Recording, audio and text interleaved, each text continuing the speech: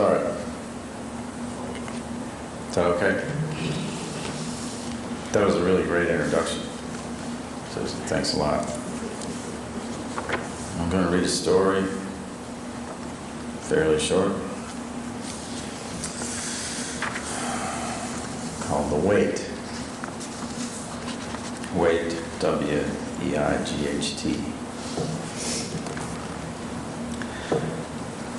This is a story I would have told grandchildren and great-grandchildren if I'd had any. I had 3 wives, but no children. That's a mystery, I suppose, as it's a mystery that I've been around for more than a century and am still blessed with reasonably fair health. I also remember what I had for breakfast this morning and who I talked with. You might have to remind me who you are if you come back, but that was always true. They say the far past becomes clearer as you get older and the near past gets dim. Well, I remember some things clearer than others, and there doesn't seem to be a pattern I can figure. More than 90 years ago, when I was almost 12 years old, something happened that I knew nothing would ever erase from my memory. When I tell you about it, you won't ever forget it either.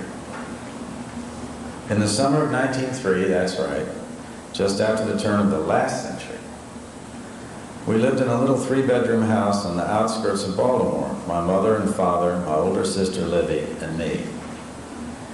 In mid-June, Father came down with a bad fever. He was delirious for 3 days, and for a while everybody thought he was going to die. He was a young man, only 34, but he got very dehydrated and his fever kept getting higher. Then Mother came down with it as well, and Livy and I were shuffled off to our neighbor's house. That was where we got sick. Nobody knew quite what to do with us. The neighbor, Mrs. Lessing, was afraid to move us or be near us either. For all anyone knew, our parents were dying. We were all dying.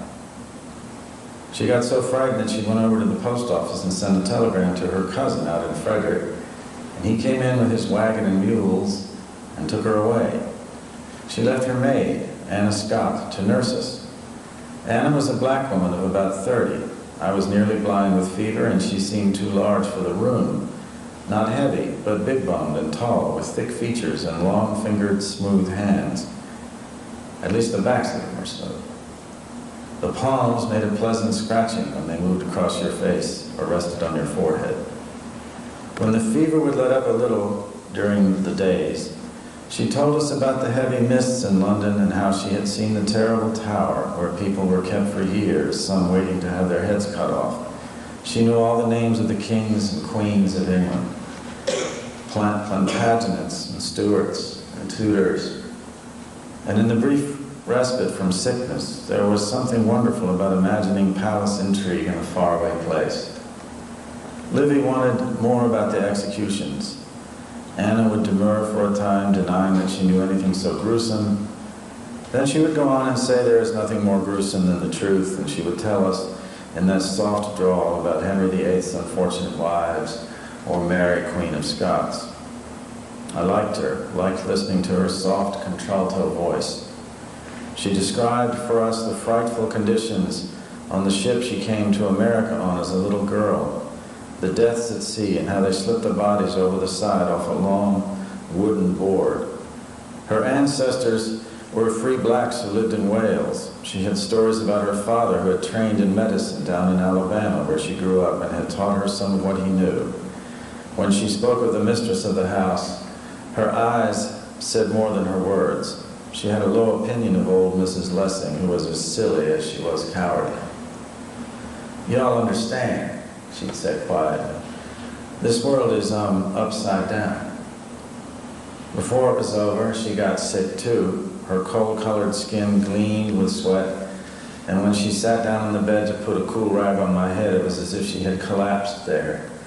"Lord," she said, "I feel low down." But she never stopped tending to us. She told us of growing up in Alabama and coming north on the train and meeting Thaddeus Marcus Adams of Pratt Street in the city of Baltimore. She liked to use the phrase, "Listen to it, darling," she said, running a cold rag over Livy's cheeks. Thaddeus Marcus Adams of Pratt Street in the city of Baltimore. Sometimes she sang it, lifting my shirt from my back and washing me, her hands burning with fever. At night, we waited for her, and the sound of her in the house kept me awake. She moved through my dreams, and Thaddeus Marcus Adams got mixed up in it too. I dreamed he spoke to me and washed my forehead. I had a memory which I am now fairly certain was not the product of delirium, of wandering out of the room and seeing a tall, powerful-looking brown man in the upper hallway of the house. He wore a white long-sleeved shirt with the sleeves rolled above the elbow, and I saw the thick veins standing out on his arms. I tried to ask Anna if this was Thaddeus. She was singing low, still feverish, spooning broth into my mouth. "Hush," she said. "Hush, child. You've been dreaming." "Is it Thaddeus?" I said. "Tell me." "Thaddeus is away," she said. "You mustn't speak of him in this house. You must have dreamed it, child." But then she put her head down and rocked slow as if she might slump over. "My head." "Here," I said, and I took the rag from her hand and put it on her forehead. She raised her head slightly and breathed. It was only a moment. She straightened and took my wrist. "I'm just tired, child." "Anna," I tried to say. I only wanted to say her name, but I couldn't get it out. I nodded and felt that there must be something between us, a secret. When Livy and I had first come to the house, we didn't even know her. She was just the next-door lady's person, kitchen help. I don't think we had even known her name until that week. Mother was next door, dangerously close to dying. Father's fever had broken, but he was still very weak, and other neighbors were with him. For that strange week, we were a sundered family being cared for in separate houses. I seldom thought of my family. I spent dream hours awake and asleep with Anna Scott. The worst night of my fever, I thought I looked out the window of the bedroom where I lay and saw my father in his coffin in a flickering yellow light in the next house, hands crossed over his chest. No one standing near. I felt as though I had abandoned him to that fate. I lay crying and muttering that I was sorry. I'm sure now that I dreamed this, since I know the room that I was in faced away from our house, and the view out that window was of the fairgrounds where the circus came every summer. After the fever passed, Mrs. Lessing returned from the country, and a day or so later we went back over to our house. At almost 12 and 14, we were not quite old enough yet to understand the particulars of the social setup in 1903. Obviously, it was the era we lived in, but we had no conscious sense of that. We saw Mrs. Lessing ordering Anna Scott around, making her clean the surfaces of the bedroom with strong lye soap, and the old lady shooed Livy and me away whenever we came near. We represented disease to her. That was what Father said when we went home. He was going to work again in the mornings. He had recently been made head teller at the Union Trust Bank in town. Mother was still recovering, and the heat and humidity were no help. She lay on her bed in her long nightgown, gleaming not so much with fever, though a mild one did persist through the hot days, but with the windless summer heat. Women from other houses stopped by now and then to look in on her and to bring her iced tea and books to read. People expected Livy and me to keep out of the way, not to trouble Mother. We saw chances to talk to Anna Scott. She would be out in back, hanging wash. "What do you children want with me?" she'd say, half smiling. "But you're going to get me into trouble, sure enough." "In France," Livy said to her, "they have a thing called a guillotine." Anna corrected her. "You pronounce it guillotine. It's a terrible thing. Cuts off people's heads," Livy said avidly. "And sometimes the eyes still look around after the head's rolling around on the ground." "Who told you that?" "I heard it," Livy said, "I swear." "The head falls into a basket," Anna said. I felt lightheaded. I turned to Livy. "Is that all you can talk about?" "Tell us how it works," Livy said to Anna Scott. "I don't have any idea how it works, child." "Why did they only use it in France, Anna?" "I've never been to France." "Would you like to go?" I asked, and felt as if I'd proposed that we go together. She gave me a long look that seemed to reach down into my chest. I couldn't breathe. "Why, John, are you toying with my affections?" I didn't know how to answer the question, but then she was concentrating on her work. "Don't you children have anything better to do than pester me? You know Miss Lessing is going to give me grief if she sees us." "We don't have anywhere else to go," Livy said. This was true. The only other child our age who lived at that end of Market Street was Dewey Dumfries, and she could not be depended on for entertainment. Dewey was an albino, but we didn't know this. I mean, no one had said anything to us about it. We just knew she couldn't be out in the sun very much, that her skin was pale as paste, her hair a startling white. whiter than we could believe anyone's ever was, even when we were looking at it. And her eyes were a strange-looking pink, the color of a rabbit's nose. She spent a lot of time writing in her journal. She seemed never to want to do anything else. She seldom left her front porch, but when she wanted company, she would call to us when we came out of the house. It depended on her mood, of course, and she was rather inclined to fits it on sociability. The particular afternoon I'm remembering, we were fresh from fever, Livy and me.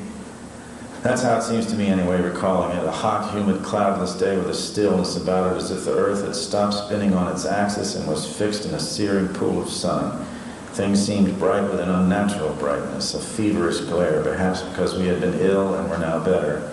Mother had told us to go outside and to stay in the yard.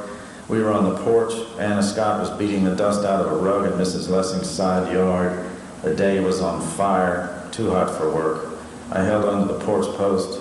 Lines of heat rose in the air. Anna Scott turned and looked at us, her face gleaming, her eyes wide and white. In the window of the Lessing house, Mrs. Lessing stood watching her like a hawk. When Anna glanced our way, Mrs. Lessing said something we couldn't hear, and Anna said something back that ended in ma'am. She waved at us going back in the house. I'm tired, Livy said to me. We knew that some people had died of this fever we had survived.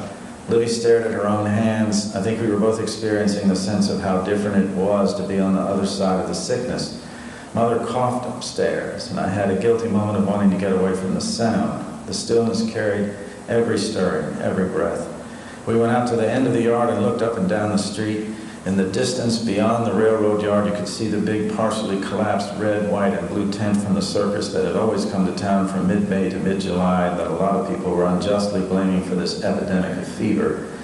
That was why it was closing down early. Dewey Dumfries strolled over to us from her porch wearing a floppy straw hat, a long-sleeved blouse, and a skirt that covered her feet. You couldn't see her feet. She appeared to glide like a ghost across the grass. Know what happened, she said, and didn't wait for an answer. My Uncle Harry came in from work about an hour ago and told us there's been a terrible accident down at the rail yard. An elephant fell off the back of the train. They were coming to catch up with the circus all the way from Scranton, and this one named Sport got playful, and he backed against the door of the car, and the door broke, and he went flying off and landed on the track off a moving train car. An elephant, think of it. Uncle Harry said he screamed a terrible scream. They were bringing him, two of them, to the circus. The circus is breaking up, I said. Nobody went to it because of the fever. Well, they were getting two elephants, and one of them's dead, and they're going to have to kill the other one to put it out of its misery. What happened to the other one, I said. Did it fall too? No, the one that fell is still alive, but he can't move his legs or stand up. The other one just up and died, maybe from the shock. Maybe they love each other like people. Maybe the shock of her friend falling off the train killed her. You're making all this up, Livy said. I am not. I swear on a stack of Bibles and hope to die myself. Livy saw Anna Scott come from the Lessing house wearing a white scarf like a bandana. We ran over to her, and Dewey repeated her story, adding the one detail that the people at the rail yard had used a big freight derrick to hoist Sport back up onto the train car. They think his back might be broken. My Uncle Harry was there and saw the whole thing. Anna looked up the road in the direction of the rail yard, and then she looked back at us. My friend Thaddeus works there, she said in that voice I loved. He'll know what happened. It's God's truth, Dewey said. Oh, I ain't doubting you, honey. We all stood there looking down the street. You could see some of the apparatus of the rail yard, and there were tracks that led there across the road beyond the houses. You walked between the houses and through a row of hedges across a narrow field of tall grass. There was a raised bed that was visible in the winter months, and when the train came through, you could see it going by in flashes between the hedges and houses and trees. We never paid much attention to the trains because they had been there all our lives. Their sound roaring along in the wake of smoke and the blaring of a whistle was as unremarkable to us as the clop of horses' hooves in the street, the protesting of wagon wheels. I want to go see, Livy said. Anna shook her head. Honey, you know your mother wouldn't want that. She'll let us if you take us, Livy said. To the rail yard? Me? Young lady, you sure you don't still have fever? She put her dark hand on Livy's brow, which was almost as pale as Dewey's. Can we ask her, I said. I was speaking with the confidence of the one who was close enough to her to know about Thaddeus Marcus Adams. Anna frowned. I think you best let her sleep, don't you, John? My name on those lips thrilled me. I felt the blood rush to my face. Yes, I said, being responsible. Well, I'll tell you what, Anna said. I'll go down there this afternoon and see what I can. I'll come back and tell you all about it. How'd that be? Livy wasn't impressed. It's not the same as seeing it. There's probably nothing to see, honey. It's over, whatever it was. From the Lessing house just then came the voice of Mrs. Lessing. You, Anna, what are you doing talking to those children? I asked you to go get some tonic for me. Yes, Anna called back. I don't have all day to wait for you. No, I know. I was going just as quick as I can, Miss Lessing. By this time, Livy and I were accustomed to the difference in Anna's speech when she spoke to Mrs. Lessing. I considered it part of our special relation to each other. Anna murmured to us, I'll see if I can't find out something. Y'all stay here, and Dewey, you better not stay out in this here sun too long. Yes, ma'am. We watched her cross the street and go up the block away from the direction of the rail yard and toward the old part of town where the dry goods store and the pharmacy were. She waved to us just before she went out of sight. My mother says Anna's a faithless heathen, Dewey said. I think she's nice. I wish Mrs. Lessing would go back to Frederick, said Livy. We wandered over to Dewey's house and onto the porch where we sat in metal chairs. Nothing moved. There wasn't a breeze anywhere in the world. The leaves hung on the trees, wilting. The hottest day in the history of summer. Dewey's Uncle Harry was on the back porch of the house talking to her mother. We couldn't make out the words through the open windows, and we wanted to, so we said nothing, trying to hear. But they were 2 rooms and a corridor away. Finally, we went down and around the house to where they sat with a pitcher of lemonade on the little table between their chairs. Hey kids, Dewey's Uncle Harry said, not hot enough for you? He took a sip of the lemonade and made a face. You kids stay close, Dewey's mother said. There's trouble, serious trouble. We know all about it, Dewey said. Uncle Harry sat forward. What do you know, little girl? About the elephant. Oh, he said, that. He sat back. We waited for him to say more, but he sipped the lemonade and stared off. Dewey started talking about the circus. She had been twice, she said. Her Uncle Harry had taken her. She went on about what she'd seen there. I heard her mother say to Uncle Harry, I think he's got himself a lady friend in the next house. And I stopped listening to Dewey. You're kidding me, Uncle Harry said. If I'm not mistaken, I've seen him at the back door over there hanging around her. You know what kind of friend I mean. Of course, they're all so they have no inhibitions where, I think it's frightening. Dewey's uncle said nothing for a moment. Then, does Mrs. Lessing know? She'd fire her in an instant. Well, it's a small world. What do you think they'll do with it? Mrs. Dumfries asked, and I understood with a shock that they were talking about Thaddeus Marcus Adams of Pratt Street in the city of Baltimore. I said, what did he do? Uncle Harry looked at me. Uncle Harry, Dewey said, tell us about the elephant. He shook his head. I'm trying not to think about the elephant. Please? He turned to Mrs. Dumfries. I'm not kidding you, the worst noise I ever heard, that scream. I never thought an animal could make such a sound. I mean, there was something intelligent about it. He sat there with the glass of lemonade held to his lips. Mrs. Dumfries poured more lemonade and said, can't you children find something to do out in front? What did he do? I repeated. Who? Uncle Harry said. Then don't be impertinent, young man. I started to say the name Thaddeus, but thought better of it.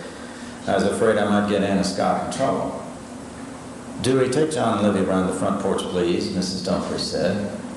Can't we have some lemonade? Mrs. Dumfries considered a moment. All right, you can have some lemonade. Dewey went into the house and brought out 3 glasses and filled them from the pitcher.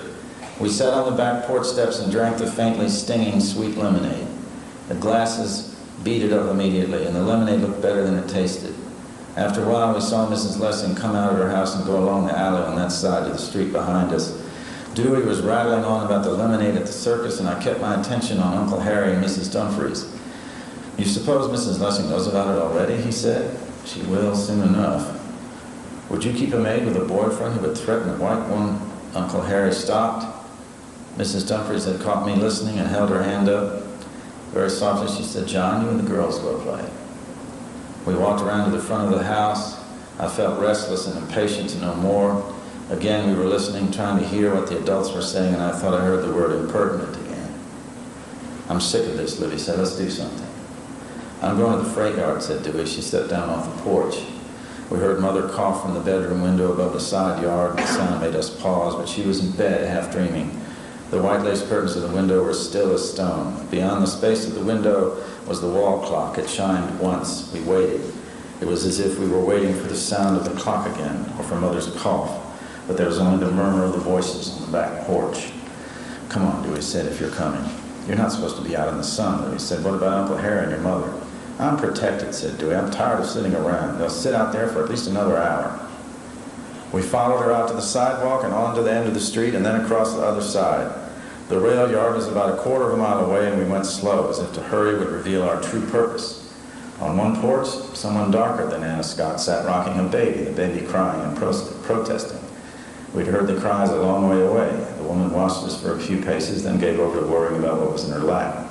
The train yard smelled suffocatingly of coal and creosote and smoke. There were cars ranged along one wide group of about a dozen pairs of rails, the hold yard, as I later learned. And we went past this, on toward the yard office where two men stood smoking. They were about the same age, both blonde, and with the grime of the yard on their faces smudged where they'd wiped the sweat off.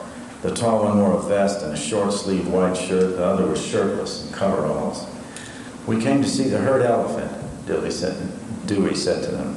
"Get on out of here," said the tall one. "The three of you, if you know what's good for you, get." We didn't move. "Wait a minute, Jesse," the other one said. He leaned toward us, blowing smoke. He stared at Dewey. "What the hell, if you ain't the whitest child I ever saw. Look at this, Jesse. Man, this is the opposite of a nigger." Jesse laughed. "Cal, you're a crazy sumbitch, you know it?" "Watch your language," Cal said. Then he spoke into Dewey's face. "Ain't you the complete opposite of a nigger?" Dewey's lower lip shook, but she said nothing. Staring back into the dirty, sweat-beaded face, up close, I saw that they were both older men. "We want to see the elephant that fell off the train," I said.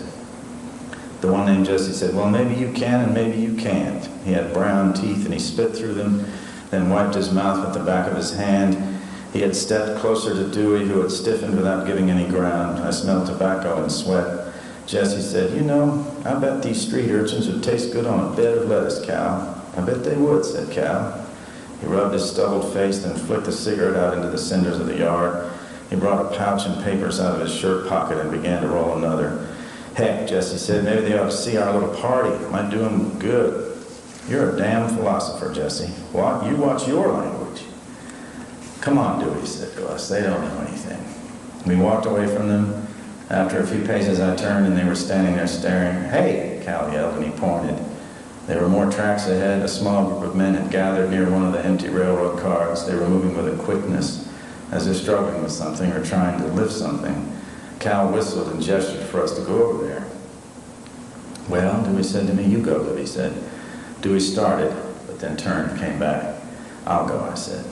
I kept to the edge of the rails. There were other cars beyond this one. I wondered which one held the elephant and what these men I was approaching must have already done with the one that had died. The grass that bordered the yard was burned in the sun, stained with coal dust.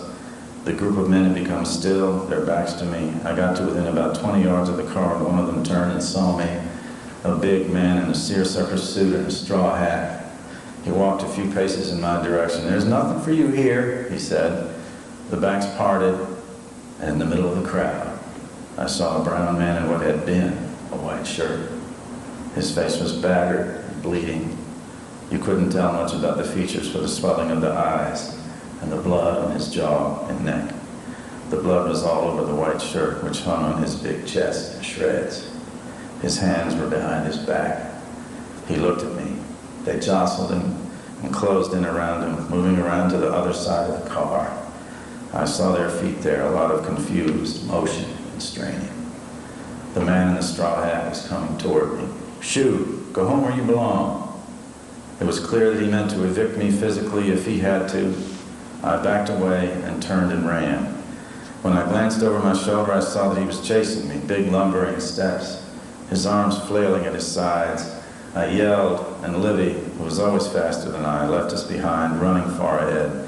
I caught up to Dewey, and we crossed the rails, then angled back toward Market Street, through a field of dry knife grass that stung our legs, and big blue stones, quarry stones they looked like, that tripped us up. We climbed the roadbed and stumbled across the rails and down the other side and went on between the houses, Livy leading the way.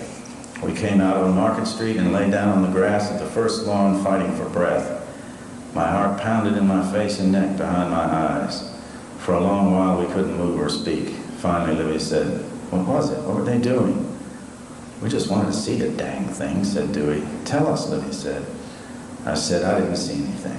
I remember thinking that it was my business, not hers or Dewey's.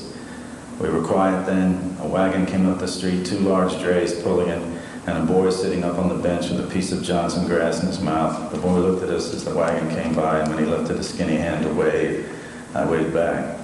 "I bet the elephant's already shipped somewhere else," Dewey said. We got to our feet and went along the street. When we reached Dewey's house, we walked through the airless hallway to the kitchen and out onto the back porch.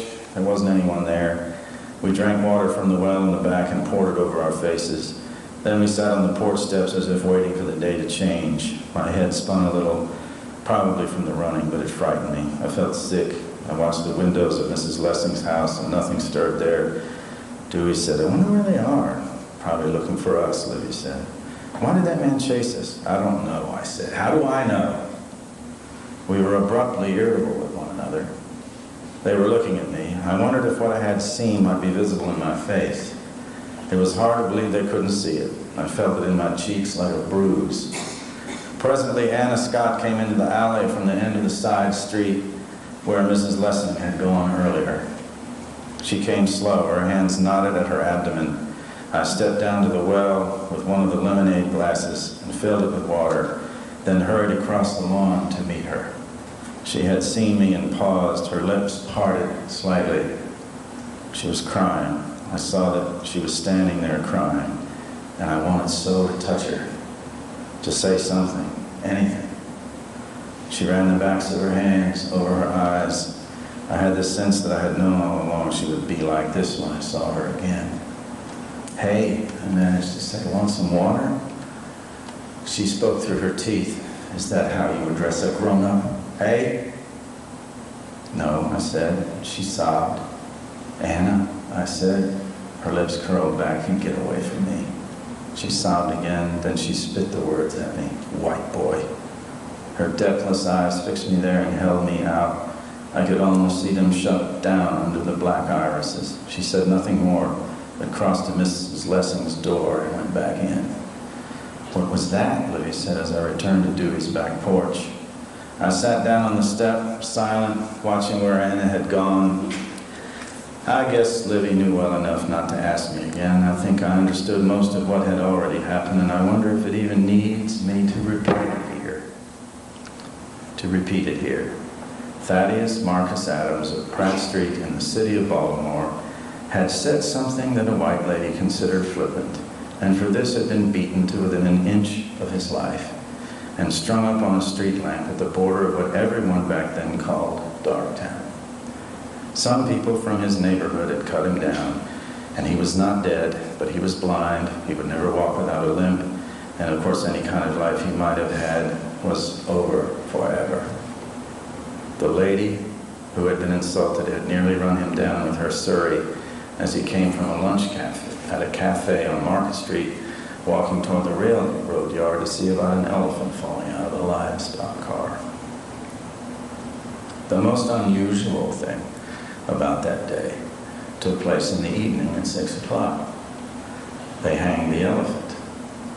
Livy and I went with my father to see it. Dewey and her mother were there too. A lot of people from the town came out. It was like a festival. They had got the elephant unconscious with ether, and they put a chain around his leathery neck and began lifting him on the same freight derrick they had earlier used to put him back up on the train car.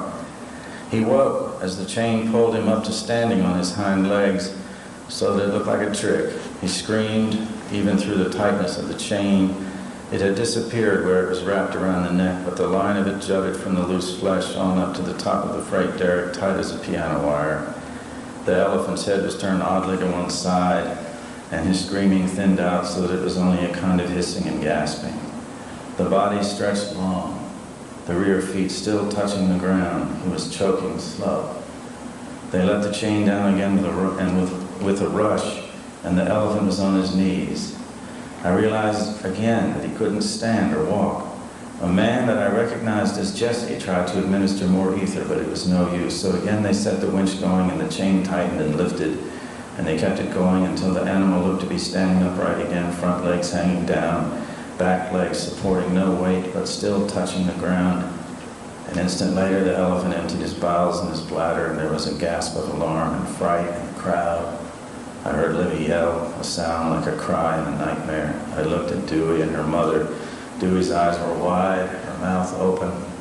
There was a blue vein forking up her white brow. The chain cranked loud and startled me. It kept lifting, and the animal's hind legs trailed awfully through the pile of feces. When he cleared the ground, he began to turn in the air, a slow rotation. The chain so tight into the flesh of the neck that I thought it might separate the head from the tremendous weight of the body. We watched the body rotating slowly, inanimate and limp, but the elephant was still breathing. A veterinarian, holding a handkerchief over his nose, put a stethoscope against the great side of the animal, then looked at the others and shrugged, and they all stood back and waited a while, trying not to breathe the effluvium of what had come from the body. Twice the process was repeated at intervals of several minutes. Each time there was another shrug, another wait. Finally, the vet nodded with his instrument, and the chain was slowly loosened. The hind legs and quarters settled into the mess, weirdly out of kilter, the two front legs bending outward at a ridiculous and terrifying angle. They stopped the chain, and men began to disperse the crowd.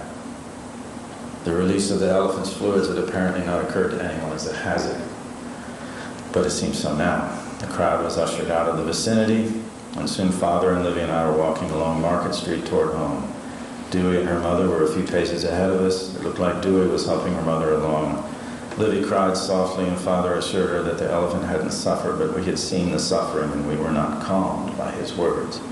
I was carrying in my mind the image of Anna Scott's crying face, and the blood on Thaddeus Marcus Adams' torn white shirt. But there was the elephant, too, the stupendous, outsized spectacle of its dying. I thought the world a terrible place, and I thought I had learned this in the space of that one day. I looked at the fading light in the sky and felt my equilibrium shift and go off. It was as if the fever had come back. As I had the thought, Livy spoke it. "I feel fevers again," she said. Father touched her forehead. "You don't feel warm." We came to Mrs. Lessing's house, and there was a light in the window, but it wasn't quite dusk yet. Mother was on the porch. We walked out. She walked out to meet us. Mrs. Lessing came out too. Dewey and her mother were already in their own house, shutting curtains. "I've had to fire my maid," Mrs. Lessing said. "I'm afraid she was part of that business up the street." "The elephant?" said Mother. "We'll talk later," said Father. "Good night, Mrs. Lessing." "The animal is dead then?" Father nodded. "It didn't go off as smoothly as they thought. We never should have gone down there to see it." "I wish we'd stayed home," Livy said. She sniffled and wiped her nose. We crossed the lawn to our house. I looked back toward the rail yard. The first stars were twinkling above it. "What was she talking about?" Mother asked Father as we went inside. "What business up the street?" Son Black opened his mouth when he shouldn't have and paid the price for it. It was Father, many years later, who told me what they did to Thaddeus Adams. I had to jog his memory by explaining that it happened the day they hanged the elephant. He described it all, though he wasn't there to see it. In his estimation of things, it was unfortunate, but necessary.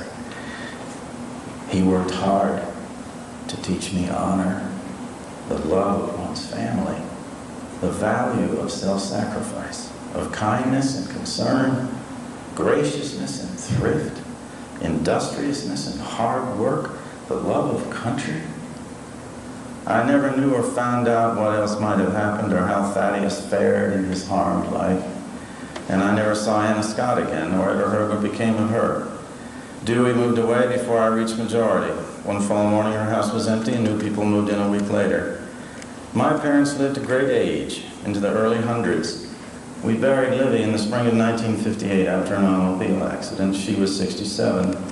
Mother and Father were still very healthy, even strong. Livy's family took good care of him that day. Livy had raised 3 handsome and successful boys. They spoke with my father and me about all the trouble the coloreds, as they were then called, were causing. I went along with their talk, fearing the disapproval I might have to face if I said anything, and I confess, agreeing with some of what was said.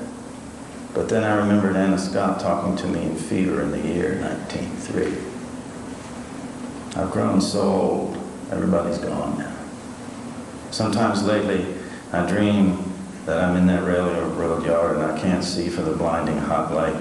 The elephant is dangling from the chain under the fretwork of the derrick, the iron supporting bars making a skinny black shadow on the red sky. I'm turning to look behind me. Something awful is there, but I can't see it. Something weighs me down so heavily that my movements are terrifyingly slow. I move, but nothing seems to change. I'm a statue, utter stillness, trying to turn, trying to open my eyes in the blindness, and I never do see what waits in that dream that is so threatening. Other men, a man, something not human. I never know in the dream, but I think I know. After I wake up, I think I know. And I try to gather the practical matters of my present life to myself like a protective cloak. The schedule here, the time, the coming morning. Betrayal can happen miles and years away. It can go on happening down in the heart, in the dark. So these mornings are slow, and sometimes it seems the light won't come at all, and I lie here remembering that day so far past, when Anna Scott crying looked at me that way and called me white boy. And later I stood in a crowd that had gathered to watch the death of the beast. Thank you.